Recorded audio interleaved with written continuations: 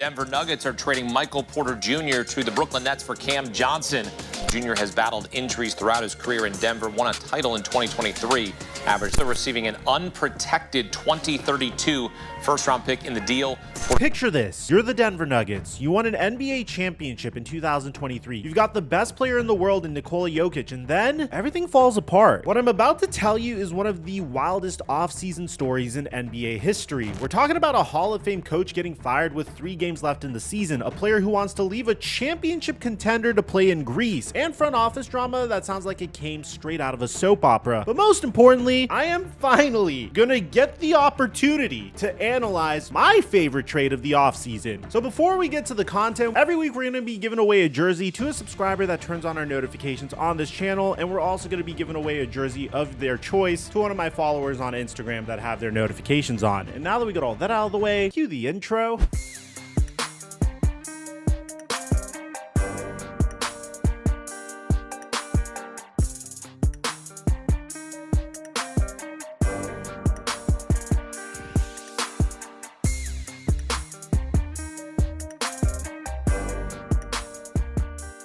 Mic check 1 2 1 2. What's going on, everybody? The date was April 8th, 2025. The Denver Nuggets had just 3 games left in their regular season, and despite having a flawed roster, they were ready to make another championship run. And then Josh Kroenke, the team owner, made a decision that changed everything. Michael Malone, the winningest coach in Nuggets franchise history with a 471-327 record, the man who delivered Denver's first ever NBA championship, was fired. And he wasn't alone. General manager Calvin Booth, who, well, you could say helped constructed the roster, but mainly took credit for Tim Connolly's achievements, was shown the door at the same exact time. According to ESPN's explosive reporting, Malone and Booth had been locked in what sources called a toxic cold war that infected the entire organization. And honestly, if you go back to the beginning of last season, it was clear that Michael Malone wasn't happy with the construction of the roster. Yeah, losing sucks. That's my first general thought. No, I'm not gonna, to your point, I don't think there's any need for panic.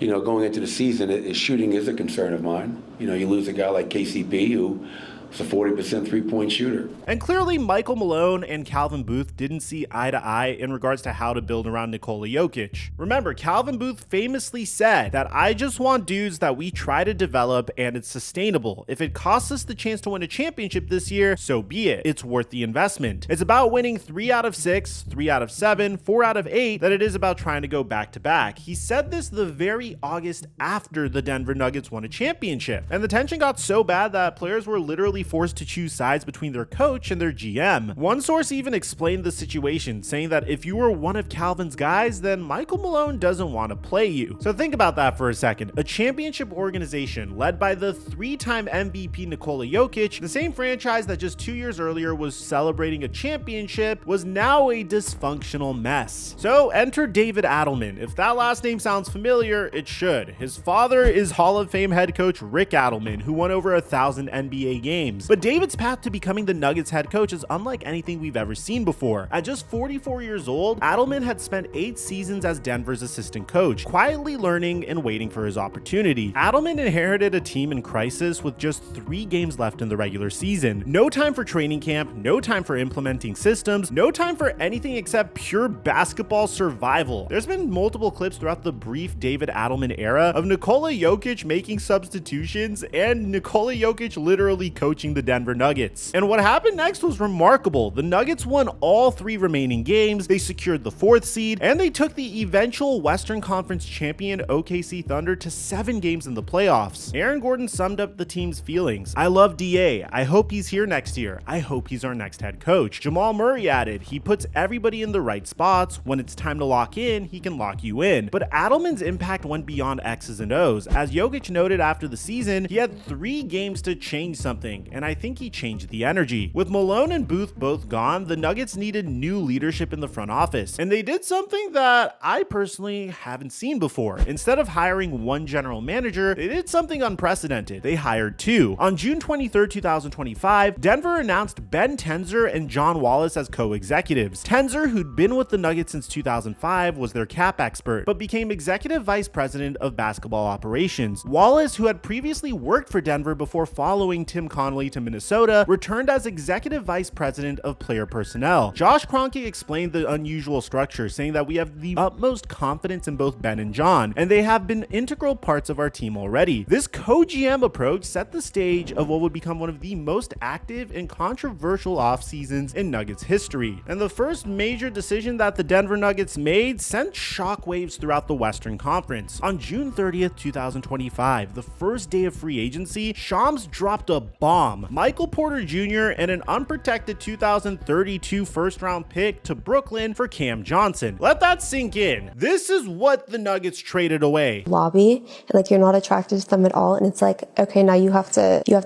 them and pretend that you like it. No, that's definitely It's tough. awful. And this is what they got in return. It's the squaring of shoulder. So anytime you're going left, it's just so easy to turn that lead shoulder. But when you're going right, the shoulder, the arm that's shooting the ball is actively away from the hoop. So then you have to rotate in order to square it with the hoop while maintaining speed. But still, the Nuggets traded a player who was second in franchise history with 843 made three-pointers. And this wasn't just about what Porter had done, it was about what he hadn't done when it mattered the most. Here's the brutal truth that led to the trade. Michael Porter Jr. completely disappeared in the playoffs. And we're not just talking about a small dip in production, we're talking about a $35.8 million player becoming a complete liability. So let me throw some numbers at you. During the regular season, Michael Porter Jr. averaged 18.2 points per game on 50.4% shooting and 39.5% from three. But in the playoffs versus OKC, he averaged 7.4 points per game on 32.2% shooting in 7 games. In game 7 alone, he had 6 points on 3 of 8 shooting and was 0 for 4 from 3. Michael Porter Jr. even admitted his failure, saying, "I haven't been contributing in any way right now. A lot of the reason we lost is because I'm not helping contribute." And at the same time, yes, Michael Porter Jr. was playing with a grade 2 AC joint sprain in his left shoulder, and that is an injury that typically requires 4 to 5 weeks to heal. But here's the thing, if you're going to play hurt, you better help your team win. Porter's heroic attempts were actually hurting Denver's championship chances. So let's talk about this trade, because this trade has been on my bucket list, and I was very frustrated that I was sick when this trade went down, because it is my favorite trade of the offseason as a fan of basketball, and honestly, it terrifies me as a Los Angeles Laker fan. This isn't just a straight player swap. Denver had to give up a very valuable asset to make this trade go down, an unprotected 2032 first round pick. Can you think about how valuable that pick is going to be? By 2032, Nikola Jokic will be 37 years old, likely retired or in serious decline. That pick could easily be a lottery pick, making it incredibly valuable for a rebuilding Nets team that is already stockpiling draft capital. The fact that Denver was willing to part with such a valuable future asset shows just how desperate they were to maximize Jokic's prime years, which is the exact opposite of what they were doing in the Calvin Booth era. So let's talk about exactly what Denver is getting in Cam Johnson. If you just take a look at their numbers, statistically speaking, Cam Johnson and Michael Porter Jr. practically look like the same player. As a matter of fact, you could even say that Michael Porter Jr. is a better rebounder, because throughout the regular season, Cam Johnson averaged 18.8 points per game, 4.3 rebounds per game, 3.4 assists per game on 47.5% shooting from the field and 39% shooting from three, whereas Porter averaged 18.2 points per game, 7 rebounds per game, 2.1 assists per game on 50.4% shooting from the field and 39.5% from three. But here's where Johnson separates himself. At 6'8", Johnson can guard multiple positions and doesn't get targeted like Michael Porter Jr. does in the playoffs. Johnson also showed an improved ability to create his own shot in Brooklyn, which adds a brand new dimension to his game. And there's no question about it that the chemistry with Nikola Jokic will be significantly better than what he had with Michael Porter Jr., where Nuggets fans have famously memed him for ending each and every possession, because Michael Porter Jr. isn't necessarily known for passing the ball once he gets the ball in his hands. But this trade wasn't just about basketball, it was a salary cap masterclass. Here's what Denver also was able to accomplish. They immediately saved $17.2 million for the 2025-26 season alone. They saved $34.9 million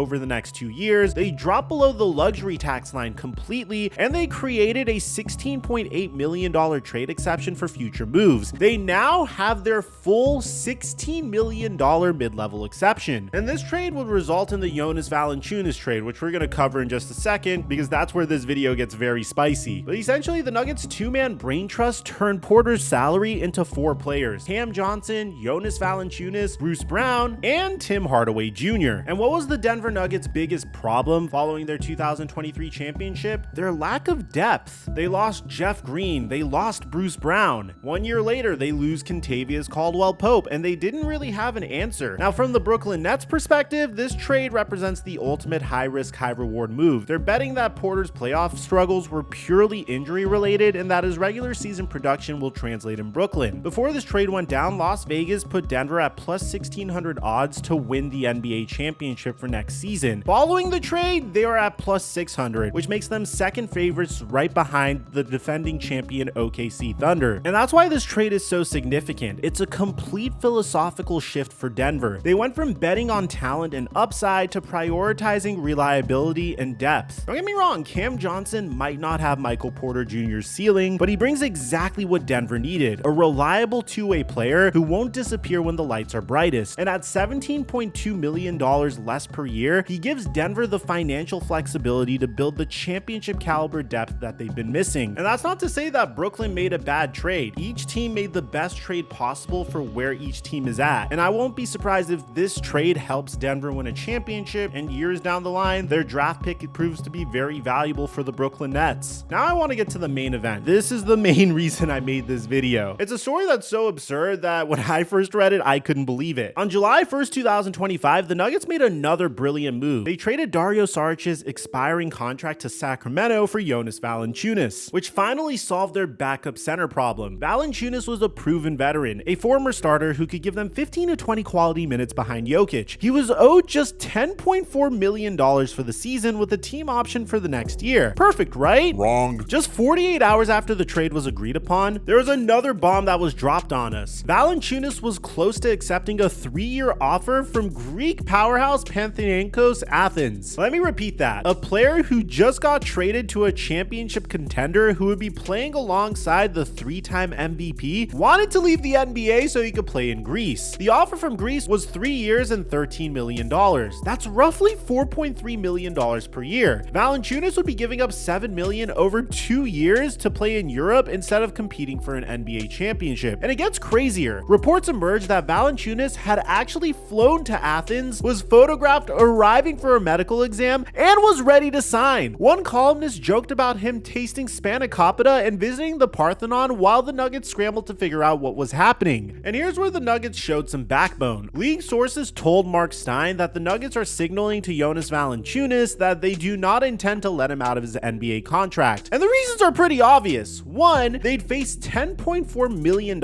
in dead cap space if they waived him. 2, they desperately needed a backup center. And 3, they just traded away Dario Saric to get him. But this doesn't make any sense. Why would a 33-year-old accept a 3-year contract when he most likely could earn $24.4 million from the Nuggets and play a valuable role on a championship contender? The legal situation was clear. Under NBA/FIBA agreements, players can't simply break contracts to sign elsewhere. Valanciunas would need the Nuggets to agree to a buyout, and Denver was essentially saying that you're playing for us whether you like it or not. But when you take a step back and you look at the complete picture, the Denver Nuggets offseason was a masterclass in roster construction. They added an elite 3-and-D wing in Cam Johnson, a proven backup center in Jonas Valanciunas, one of their most dependable fan favorite role players in Bruce Brown, and Tim Hardaway Jr., who could thrive next to Nikola Jokic. In my opinion, the Denver Nuggets are the most improved team of the offseason, but they're also dealing with one of the most bizarre situations in NBA history. But it doesn't necessarily mean that this is going to blow up in their face. I mean, if you just take a look at the whole picture, they have a first-time head coach in David Adelman who already has the team bought in. They have co-general managers making bold moves in their first offseason. They also have a roster that's built perfectly around Nikola Jokic if everybody decides to show up. They have the second best odds of winning the NBA championship despite how loaded the Western Conference is this year. The only problem is the Jonas Valanciunas situation needs to be resolved. But one thing's for certain, Denver's offseason proves that even championship franchises franchises aren't immune to drama. From the shocking coaching change to the Porter trade to the Valanciunas wants Greece saga, this team has given us enough storylines to last an entire offseason. But at the end of the day, these co-general managers did an excellent job building around Nikola Jokic, and it's really nice to see Nikola Jokic's prime not go to complete waste. Let me know in the comment section down below, what do you guys think about the Nuggets offseason? Aside from that, I'm your boy Mike,